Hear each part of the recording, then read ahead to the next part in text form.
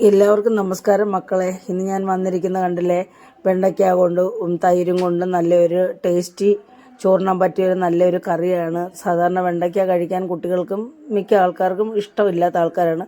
അപ്പോൾ അവരെങ്ങനെ ഏത് രീതിയിൽ തയ്യാറാക്കിയാൽ കഴിക്കും എന്നുള്ളതാണ് ഇപ്പം നമ്മൾ ചിന്തിക്കേണ്ടത്. അതുകൊണ്ട് അവർ കഴിക്കത്തക്ക രീതിയിൽ വളരെ രുചികരമായ രീതിയിൽ പ്രത്യേക ചേരുവകളാൽ തയ്യാറാക്കിയിരിക്കുന്നതാണ്.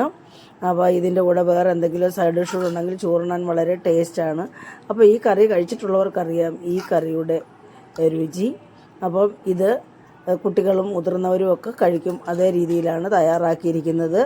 അപ്പോൾ ഈ കറി തയ്യാറാക്കിയിരിക്കുന്നത് എങ്ങനെയാണെന്ന് നമുക്ക് കാണാം. ആദ്യമായിട്ട് ഞാൻ എൻ്റെ ചാനൽ കാണുകയും സപ്പോർട്ട് ചെയ്യുകയും ചെയ്യുന്നതിന് എല്ലാവർക്കും നന്ദി അറിയിക്കുകയാണ്. ഇനിയും കണ്ടുകൊണ്ടിരിക്കുമ്പോൾ തന്നെ ഇഷ്ടപ്പെടുകയാണെങ്കിൽ ഒന്ന് ലൈക്ക് ചെയ്ത് സപ്പോർട്ട് ചെയ്യണേ. അപ്പോൾ നമുക്ക് വീഡിയോയിലേക്ക് പോകാം. അപ്പോൾ മക്കളെ, അതിനായിട്ട് എടുത്തിരിക്കുന്നത് ഞാനൊരു 300 ഗ്രാം തൈരാണ്. അപ്പോൾ നമ്മൾ ഇവിടെ ഞാൻ തയ്യാറാക്കിയ തൈരാണ്. അത്യാവശ്യം പുളിയുള്ളതാണ്. നമുക്ക് ഇച്ചിരി പുളി വേണം, അധികം പുളി ആവരുത്. പിന്നെ ഒരു 200 ഗ്രാം കിളിർന്ന് വെണ്ടയ്ക്കയാണ്. അപ്പം വെണ്ടയ്ക്ക കിളിർന്നത് കിട്ടിയപ്പോഴാണ് ഞാൻ ഇത് ചെയ്യാമെന്നുള്ളൊരു പ്രേരണ എനിക്ക് തോന്നി. അപ്പോൾ എല്ലാവരും കഴിക്കും, നന്നായിട്ട് മൂക്കുകയും ഇതിനകത്ത് എരിവും പുളിയും ഒക്കെ പിടിക്കും. അതുകൊണ്ടാണ് ഞാനിപ്പോൾ ഇതെടുത്തിരിക്കുന്നത്. പിന്നെ ഒരു വലിയ തേങ്ങയുടെ 4/1 ഭാഗം തേങ്ങയും കൂടാണ് ഞാൻ ഇതിനായിട്ട് ചിരകി എടുത്തിരിക്കുന്നത്. അപ്പം ചെറിയ ഉള്ളി എടുത്തിട്ടുണ്ട്. പിന്നെ അവിടെ ഒരു പച്ചമുളക് എരിവുള്ളതാണ്, 3 പച്ചമുളക് എടുത്തിട്ടുണ്ട്. ഒരു ചെറുതും കൂടെ ഉണ്ട്, നമുക്ക് വേണമെന്ന ചേർക്കാം. പിന്നെ ചെറിയ ഉള്ളി അരയ്ക്കാനും കടുക് തളിക്കാനും വേണം. പിന്നെ വറ്റൽമുളക്, കറിവേപ്പില. അപ്പോൾ ഇതിലേക്ക് ചേർക്കാനായിട്ട് ഒരു കഷ്ണം ഇഞ്ചി എടുത്തിട്ടുണ്ട് കേട്ടോ. അപ്പം ഞാനിനി ഇത് നമ്മുടെ വെണ്ടയ്ക്ക കഴുകി മഞ്ഞളും ഉപ്പും ഇട്ട് ഞാൻ കഴുകി വെച്ചിരിക്കുന്നതാണ് കേട്ടോ. അപ്പോൾ നമുക്കിത് 2 സൈഡും കട്ട് ചെയ്ത് കളഞ്ഞതിൻ്റെ ഈ മുഖഭാഗവും വാലും കട്ട് ചെയ്ത് നമുക്ക് ചെറിയ ചെറിയ പീസസ് ആയിട്ട് എടുക്കാം. അപ്പോൾ ഇത് നമ്മൾ ഈ ഞാൻ ഇത് കട്ട് ചെയ്തുകൊണ്ട് വരാം. അപ്പോൾ തന്നെ നമ്മൾ ഇതേ രീതിയിലാണ് കട്ട് ചെയ്ത് നമ്മൾ ഇതിൻ്റെ ഈ മുഖം നമ്മളങ്ങ് എടുത്ത് കളഞ്ഞത്. ചെറുതായതുകൊണ്ട് നമ്മൾ ഒന്നിച്ച് വെച്ചാൽ കട്ട് ചെയ്യേണ്ട. ഇത്രയും വലിപ്പം മതി കേട്ടോ. കേട്ടോ, നമ്മൾ ഒത്തിരി വലിപ്പമായാലും ശരിയാവത്തില്ല. ഇതിൻ്റെ വാല് നമ്മളങ്ങ് കളയുകയാണ്. അപ്പോൾ ഇതേ രീതിയിൽ നമുക്കെല്ലാം കട്ട് ചെയ്തുകൊണ്ട് വരാം. ഇതേ രീതിയിൽ നമ്മൾ കട്ട് ചെയ്തെടുത്തിട്ടുണ്ട്. കണ്ടില്ലേ, ഇതേ രീതിയിൽ നമുക്ക് കട്ട് ചെയ്ത് ഇത്രയും വലിപ്പം വേണം, എന്നാലും എടുത്ത് കഴിക്കാനൊക്കെ ഒരു സുഖമുള്ളത്. അപ്പോൾ നമുക്കിനി ഇത് കറി തയ്യാറാക്കാം. അതിനായിട്ട് ആദ്യം നമുക്കിത് എണ്ണയ്ക്കകത്തിട്ടൊന്ന് വറുത്തെടുക്കണം. അപ്പോൾ മക്കളെ, നമുക്ക് കറി തയ്യാറാക്കാം. അതിനായിട്ട് നമ്മുടെ ചട്ടി അടുപ്പ് വെച്ച് ചൂടായിട്ടുണ്ട്. ഇതിലേക്ക് ഞാനൊരു 2 ടേബിൾ സ്പൂൺ വെളിച്ചെണ്ണ ഒഴിച്ചു കൊടുക്കുകയാണ്. നമുക്ക് നമ്മുടെ ഈ വെണ്ടയ്ക്ക ഒന്ന് വറുത്ത് ഒന്ന് എടുക്കണം. അപ്പോൾ ഞാൻ മൺചട്ടിയാണ് ഉപയോഗിക്കുന്നത്. അപ്പം മൺചട്ടിക്കകത്താണ് നമ്മുടെ ഈ കറി തയ്യാറാക്കുന്നത്, മോര് കറി തയ്യാറാക്കുന്നത്. അപ്പോൾ ഇതിനകത്ത് തന്നെ വെച്ചങ്ങ് ഇതങ്ങ് വറുത്ത് കോരി എടുക്കാമെന്ന് വിചാരിച്ചു കേട്ടോ. അപ്പോൾ നമ്മുടെ എണ്ണ ഒന്ന് ചൂടാവട്ടെ. അപ്പം മക്കളെ, നമ്മുടെ എണ്ണ ചൂടായി നമുക്ക് കുറേശ്ശെ ഇട്ടിട്ട് വറുത്തെടുക്കാം.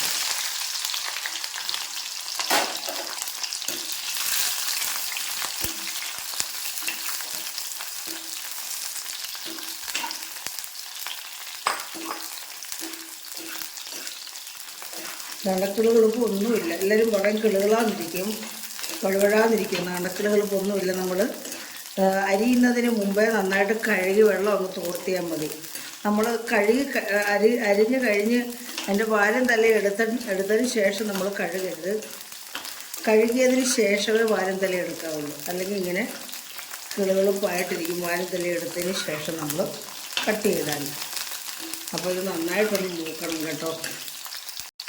നമുക്ക് ഈ എണ്ണയ്ക്കകത്ത് ഒരു പിഞ്ച് ഉപ്പിട്ട് കൊടുക്കാം, നമ്മുടെ ഈ വെണ്ടയ്ക്കായ്ക്ക് പിടിക്കാൻ വേണ്ടി. അതനുസരിച്ച് പിന്നെ നമ്മൾ കറിക്കകത്ത് ഉപ്പ് ചേർത്താൽ മതി കേട്ടോ. ഒരു 1/4 സ്പൂൺ ഉപ്പ് ഇട്ടാം. ഇതിങ്ങനെ കോരിയെടുക്കുകയാണ്. ഇത് മൂത്തിട്ടുണ്ട്.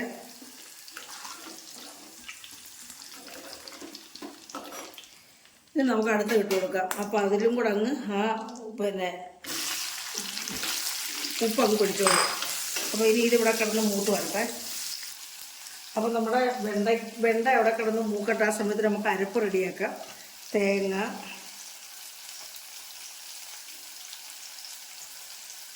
ഇട്ട് കൊടുത്തു. പിന്നെ നമ്മളിതിലേക്ക് രണ്ട് മൂന്ന് ചെറിയ ഉള്ളി മൂന്നാലുണ്ട്. പിന്നെ നമ്മളതിലേക്ക് ഒരു 1/4 സ്പൂൺ മഞ്ഞൾപ്പൊടി, പിന്നെ നമ്മുടെ ജീരകം, നല്ല ജീരകം 1/4 സ്പൂണ്. പിന്നെ നമ്മൾ ഇതിലേക്ക് പച്ചമുളക് ഇതിൻ്റെ കൂടെ അങ്ങ് അരയ്ക്ക് വെക്കാം. 3 പച്ചമുളകാണ് ഞാൻ എടുക്കുന്നത്. നല്ല എരിവുള്ള 3 പച്ചമുളകാണ്. അതുകൂടി ഇട്ട് കൊടുക്കുകയാണെങ്കിൽ നമുക്കിത് അരയാനുള്ള വെള്ളം ചേർത്തിട്ട് നന്നായിട്ട് നമുക്ക് അരച്ചോണ്ട് വരാം. അപ്പോൾ നമ്മുടെ വെണ്ണയെല്ലാം നന്നായിട്ട് മൂത്തിട്ട് നമ്മൾ കോരി എടുക്കുക. നമുക്കിനി ഈ എണ്ണ തന്നെ മതി. ഇനി കറി തയ്യാറാക്കാം. നമ്മുടെ അരപ്പ് ഒക്കെ അരച്ചോണ്ട് വന്നിട്ടുണ്ട്, കണ്ടില്ലേ? ഇനി നമുക്ക് കറി തയ്യാറാക്കാം. അതിനായിട്ട് നമ്മുടെ ചട്ടി ചൂടായി കിടക്കുകയാണ്. അതിലേക്ക് നമുക്ക് 1/2 സ്പൂൺ കടുക് ഇട്ട് കൊടുക്കാം.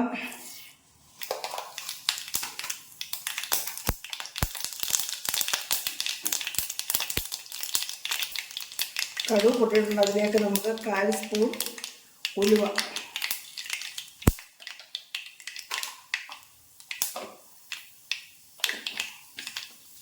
ഉലുവായും പൊട്ടിയിട്ടുണ്ട്. നമുക്ക് ഇതിലേക്ക് ചെറിയ ഉള്ളി,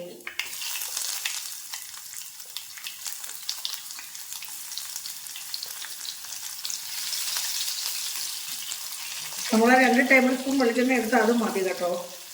വേറെ വെളിച്ചെണ്ണയുടെ ആവശ്യമില്ല. നമ്മളിതിലേക്ക് നമ്മളിനി നമ്മുടെ ഇഞ്ചി, ഒരു ചെറിയ കഷ്ണം ഇഞ്ചി എടുത്തിട്ടുണ്ടായിരുന്നു. അത് ഞാൻ പുലർന്ന് വെച്ചിട്ടുണ്ടായിരുന്നു. അത് ഇട്ട് കൊടുക്കുവാണ്.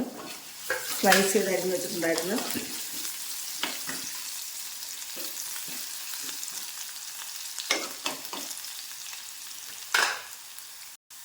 അപ്പോൾ നമ്മുടെ ഇഞ്ചിയും ചെറിയ ഉള്ളിയും എല്ലാം നന്നായിട്ട് മൂത്തിട്ടുണ്ട്. ഇതിലേക്കിനി ഞാൻ വറ്റൽമുളക് ഇട്ട് കൊടുക്കുവാണേ. 4 വറ്റൽമുളക് ഉണ്ടായിരുന്നു. അത് കഷ്ണിച്ചിട്ട് കൊടുത്ത് പിന്നെ ഞാൻ ചേർത്ത് കൊടുക്കുന്നത് കറിവേപ്പിലയാണ്.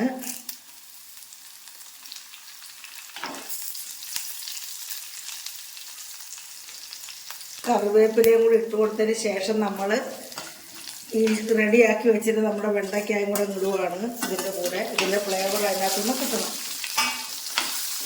അപ്പോൾ അത് കഴിഞ്ഞിട്ട് നമ്മളിതിലേക്ക് നമ്മുടെ വെണ്ടയ്ക്ക നന്നായിട്ട് മൂത്തതാണ് വെണ്ടയ്ക്കകത്ത്. അപ്പോൾ നമ്മളിതിലേക്ക് ഇനിയും കഴിക്കാൻ നല്ല സ്വാദാണ്. ഇതിലേക്കിനി നമ്മൾ അരച്ച് വെച്ചിരിക്കുന്ന ഈ അരപ്പങ്ങ് ചേർത്ത് കൊടുക്കാം.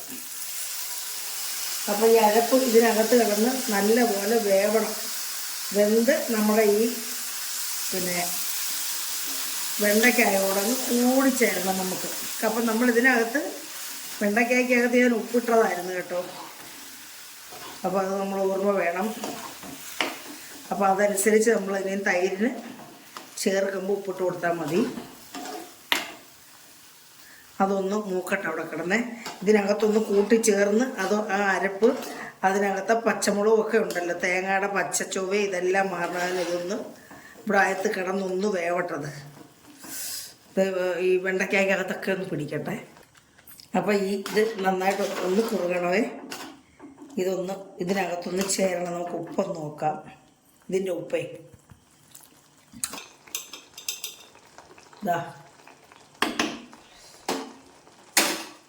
അപ്പോൾ അതൊന്ന് കൂട്ടി ഇളക്കിയിട്ട് നമുക്കിനി നമ്മുടെ തൈര്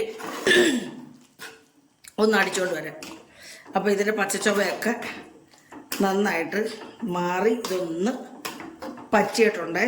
നമ്മുടെ അരപ്പ് നല്ല ടേസ്റ്റ് ഉണ്ട്. ഇപ്പോൾ തന്നെ ഈ അരപ്പിന് തന്നെ ഇതൊന്ന് പറ്റട്ടെ. എന്നിട്ട് നമുക്ക് അരച്ചുകൊണ്ട് വരാം. അപ്പോൾ നമ്മുടെ തൈര് മിക്സിയിലിട്ട് അടിച്ച് കൊണ്ടുവന്നിട്ട് നമുക്ക് ഇതിനകത്തോട്ടങ്ങ് ചേർത്ത് കൊടുക്കാം.